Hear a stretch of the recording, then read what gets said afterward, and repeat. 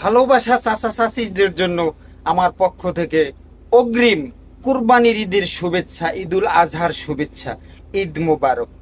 আমার কিছু ভালোবাসার চাচিরা আছে, তারা মনে করেন যে বিকেলবেলা খাইয়ে লয়ে কাম নাই, কি করবে, এরপরে আলাপ করে এ অমুকের পোলা, হ্যাঁ হেদি ছেকেরের টানে, অথচ হ্যাঁ নিজের পোলা ইয়ে বাসা পুলিশের দ্বারা ধরা খাইয়া মনে করেন যে কট পং পং পং পং হয়ে গেছে, আর কোন হেদিকে তার কোনো খেয়াল নেই।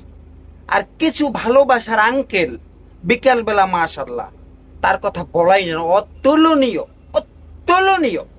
সে চায়ের দোকানে বৈশা গল্প মারে এ অমুকের মায়া বাইরে গেছে, অথচ তার পোলা মনে করেন যে পরকিয়া করতে যাইয়া চারি বাচ্চার মা লইয়া বাড়িয়া জিরইছে, এ ব্যাপারে তার কোনো কোনো সমস্যা নাই।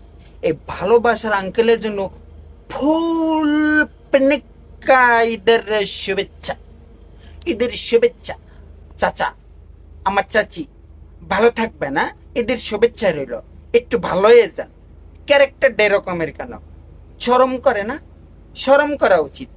নিজের পন্দায় গুয়ের অভাব নাই, আর এক বেড়ার পন্দায় গু আপনি খুঁজতে বাইরেছেন, বাজারে বাজারে বিলি করে বেড়ান।